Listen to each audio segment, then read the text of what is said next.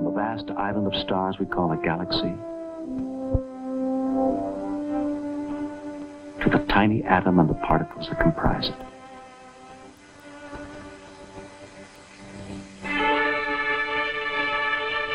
From cosmic events that occurred billions of years in the past,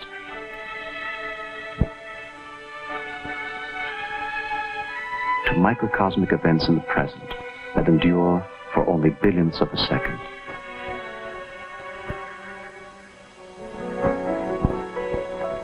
To explore the universe at these extremes, the scientist builds instruments that extend his reach and his vision. His great telescopic eye has the light-gathering power of 1,000,000 human eyes. It peers not only into the depths of space, but far back in time, since the light it now observes may have left its source when dinosaurs inhabited the Earth.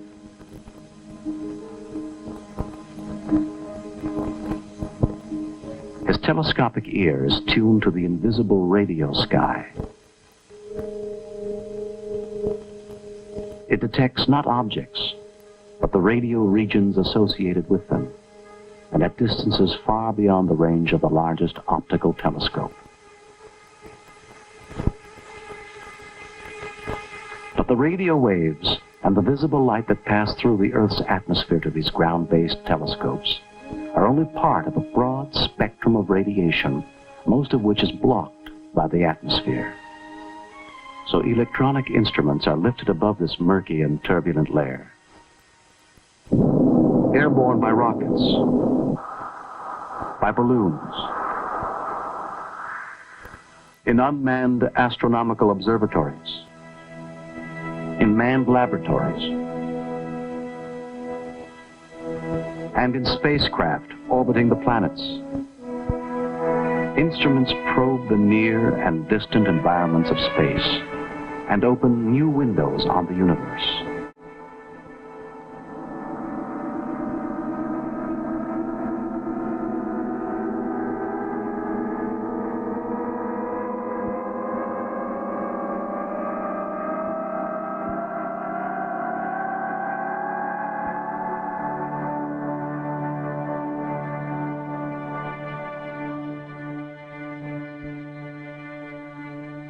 In the beginning, it is believed, all the matter of the universe was contained in a primordial atom, an unimaginable concentration of elementary particles. In one gigantic detonation, the contents of this cosmic fireball were hurled outward in all directions. After 1,000,000 years of expansion, the universe was an intense blaze of light. Then the radiation cooled, and after hundreds of millions of years, great clouds of hydrogen gas began contracting, and in time, evolved into the galaxies we now observe.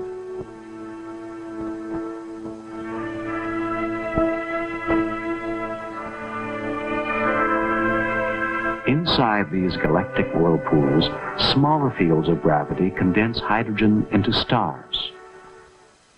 Stars are inconceivably hot.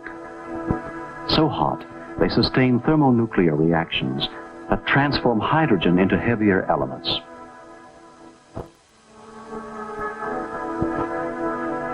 Sometimes their hydrogen fuel burns so fast, they flare out in violent explosions, hurling new elements across space. Like a great wind, the radiant energy of starlight drives these clouds of dust and gas throughout the galaxy. Out of these clouds evolve new generations of stars.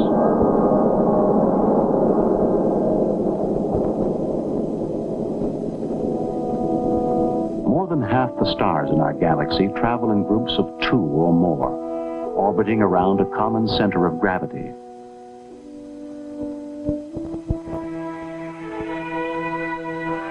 Like galactic comets, immense clusters of stars swing in and out of the galaxy in vast, eccentric paths. Some small stars do not travel in the company of other stars. Our own sun is one of these. To the astronomer, the sun is a vast laboratory for the detailed study of a star's structure and energy. The vertical tower of the solar observatory supports a heliostat mirror which tracks the sun, gathers its rays, and reflects them down a light shaft that extends 300 feet below ground.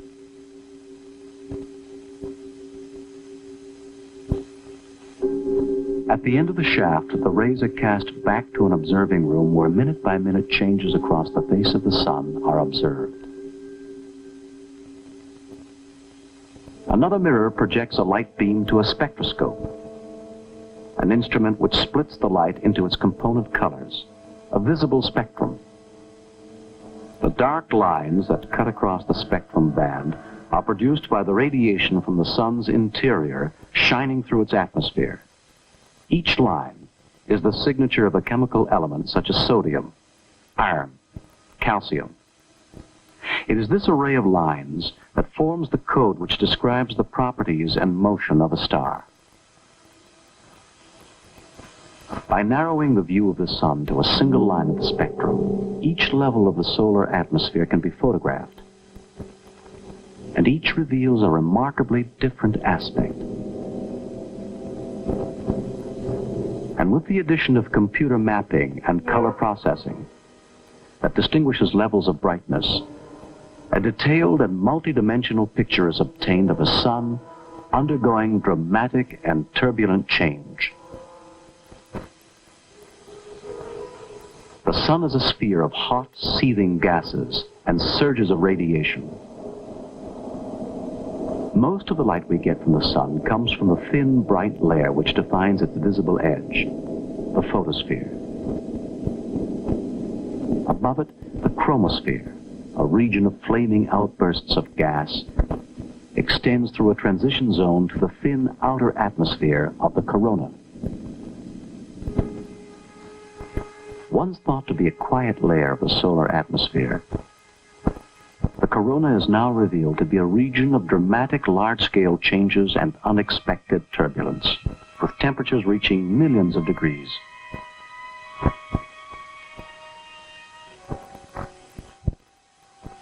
Deep beneath the sun's atmospheric shell is the core, a violent nuclear furnace. Here, hydrogen is fused into helium, and in the process, some of the matter is converted into an enormous amount of energy. Radiating outward as a gas, it convects like a boiling liquid beneath the surface. The turbulent, bubbling motion is visible in the granular cells of the photosphere. Sunspots, regions of intense magnetic fields, appear on the surface, disappear in a few hours, or grow and persist for months in a mysterious 11-year cycle.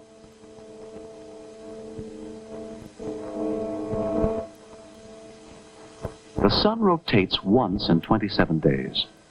Because its equatorial regions rotate faster than the polar caps, the shearing action in the gas contorts the magnetic field into tangled structures which give rise to the sun's eruptive action.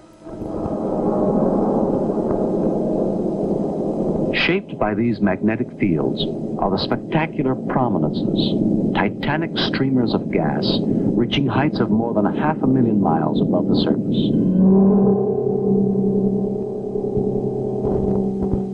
The greatest explosions in the solar system are flares, intense bursts of light erupting with the force of billions of hydrogen bombs. They move at hundreds of miles a second. Then, after minutes or hours, they fade away. The dark areas across the solar disk are coronal holes, which may provide new clues to the sun's interior, and may be a source of the solar wind that blows outward to the farthest planets.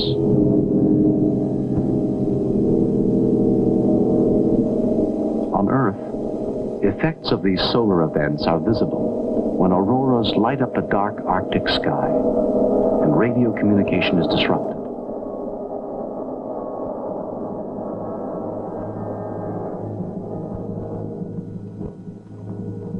The Sun is an average, middle-aged star. Yet it will generate heat and light for billions of years to come, as it has for 5 billion years past. It dominates the motions of all bodies in the solar system. Nearest the Sun and obscured by its intense glare is Mercury, a cratered planet much like our moon. Temperatures rise to 800 degrees, but no clouds or atmosphere protect its ancient surface from the searing heat.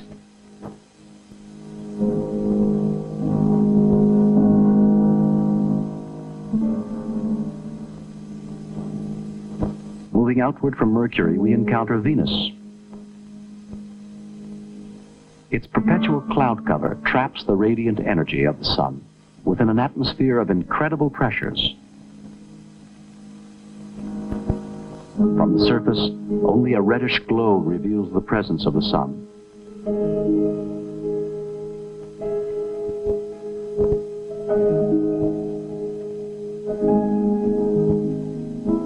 Beyond Venus, 93 million miles from the Sun, is Earth. Its great oceans forming the clouds and air currents which warm and irrigate the planet, shape its continents, and nourish life. Its satellite, the Moon, airless, waterless, and scarred by meteors that have bombarded it since the time of its formation, now bears the imprints of our astronauts.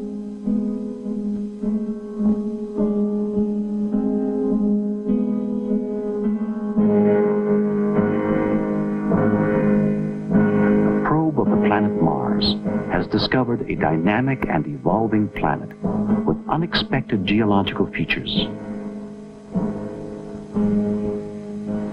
A volcanic mountain, many times larger than the largest volcano on Earth. A vast and deep canyon extending for 2,500 miles. And dry, river-like channels that may have been carved by running water.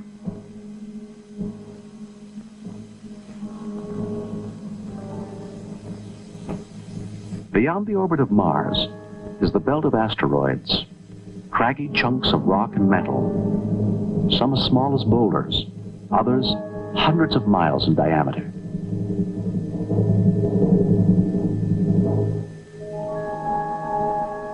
About 500 million miles from the Sun, we encounter the first of the giant gas planets, Jupiter, the colossus of the solar system, more massive than all the other planets combined.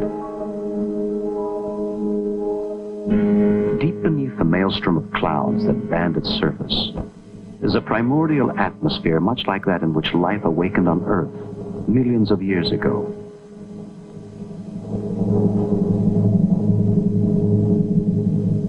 And drifting on its surface is the mysterious red spot, an immense cyclonic storm that has raged for hundreds of years and continues unabated.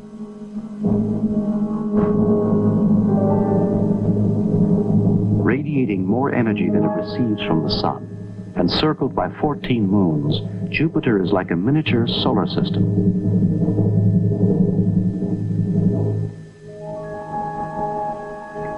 The next largest of the gas planets is Saturn, girded by rings which, as we approach them, resolve into countless particles of frozen debris and ice, each a tiny moon orbiting the massive planet.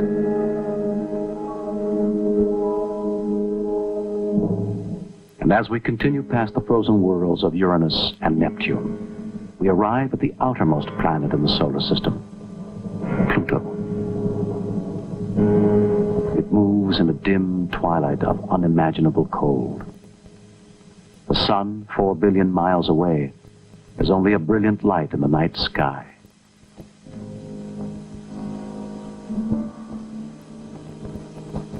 To travel beyond the solar system to the nearest star would require a journey of more than 5 trillion miles. Yet our sun is only one of 100 billion stars, widely separated from one another in time and space, but all bound by gravity, and all revolving around the central core of our galaxy, the Milky Way.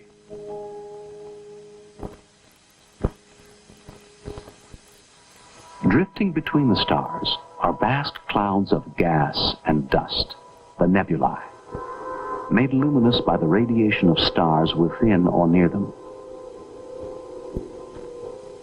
or darkly obscuring the light of whatever lies behind them. Here, new stars are being born. About a half-century ago, our galaxy was thought to be alone in the universe. We now know it to be one of a local group of about 20 galaxies. And strewn through the vast reaches of space are more than 10 billion galaxies, grouped in clusters as far as our most sensitive instruments can reach. Little is known about the evolution of galaxies, and why some are formless or irregular, others elliptical, and still others spiral-shaped.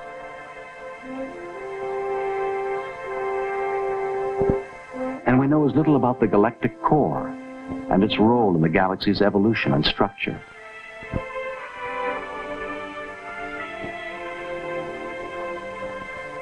The problem has become more perplexing by the discovery that some galaxies are in a state of extreme disarray, exploding, ejecting gaseous matter, or interacting with other galaxies.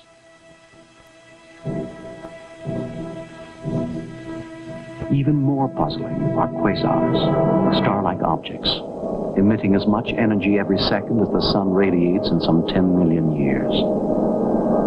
They appear to be among the most remote objects in space.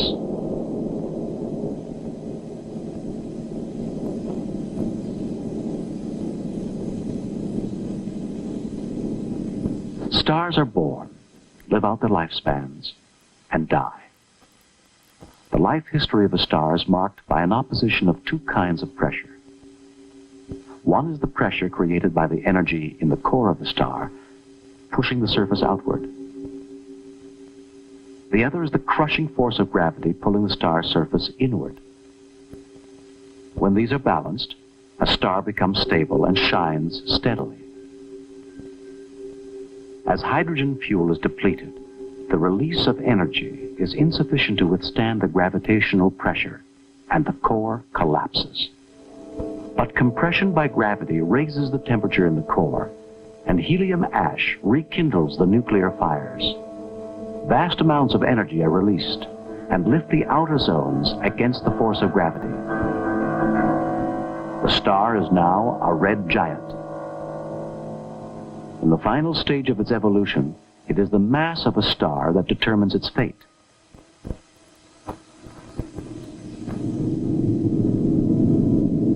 The Sun, a medium-sized star, remains stable for approximately 10 billion years. Then it will expand to 400 times its present diameter. As it expands, it will engulf the inner planets, Mercury, Venus, Earth, and Mars, and create a nebula extending past the outer planets. After millions of years, its reserves of nuclear fuel will be exhausted, its outer layers will have dissipated, and only a white dwarf star remains, no larger than the Earth.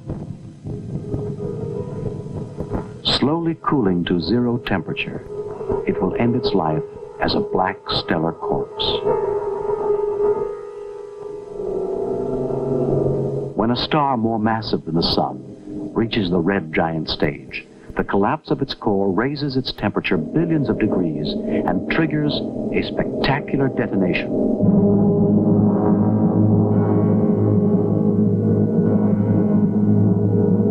A supernova explosion. At the center of the explosion, a residue of the star is crushed by gravity to a neutron core, only a few miles across, but so dense that 10 billion tons of its matter would fill only a tablespoon. spins rapidly, generating radio signals in its strong magnetic field. And a radiation beam sweeping past the Earth is observed as a pulse. The star is known as a pulsar. An even stranger end is predicted for very massive stars. According to the laws of gravity as presently understood, nothing can stop its collapse. The star disappears from our universe, leaving a black hole in space. Its presence can be deduced only by its influence on a visible companion star, distorted out of shape by the black hole's gravitational attraction. Gas, pulled off the visible star, circulates about the black hole, and in the dizzying plunge, it emits X-rays which can be detected in space. No light or matter can ever leave the intense gravitational field of this cosmic abyss. The physical laws that govern the conditions within this bizarre object are totally unknown to us.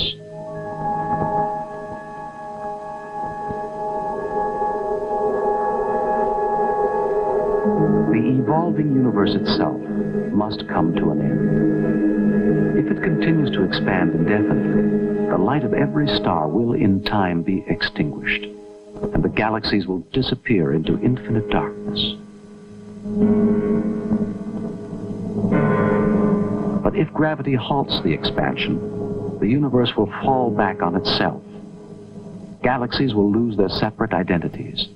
Stars will explode, and the sky will again be ablaze with light.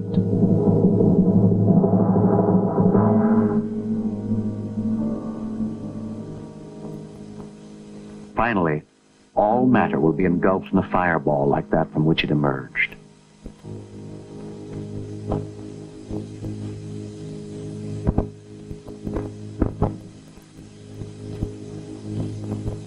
All things on Earth, living and inert, are formed from the elements forged in some distant and unknown star.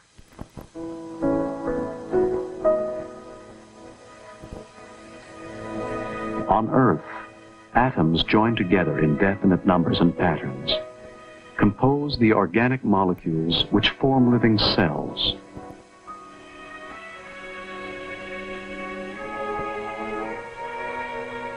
Since the discovery of complex molecules in the chill vacuum of interstellar space, there is reason to believe that among the countless galaxies in the universe, there are stars orbited by planets favorable for the evolution of intelligent life. Is space travel to these planets possible? Time and distance may be insurmountable barriers. The spacecraft Pioneer, now speeding toward the outer planets and beyond, traveling at 35,000 miles an hour, would take almost 80,000 years to reach the nearest star, Alpha Centauri.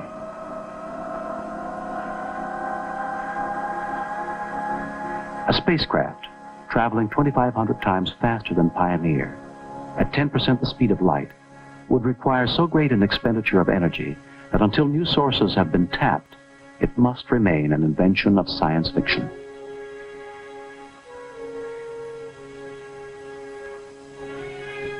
A more practical strategy in the search for extraterrestrial life is to tune in on radio signals traveling at the speed of light, beamed perhaps by creatures on the planet of some distant star.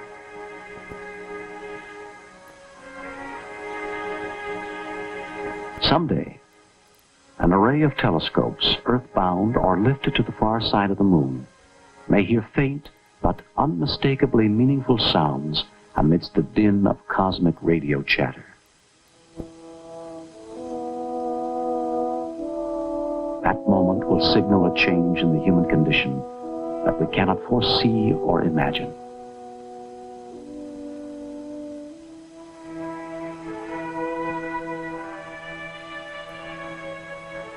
For man, wrote H.G. Wells, there is no rest and no ending.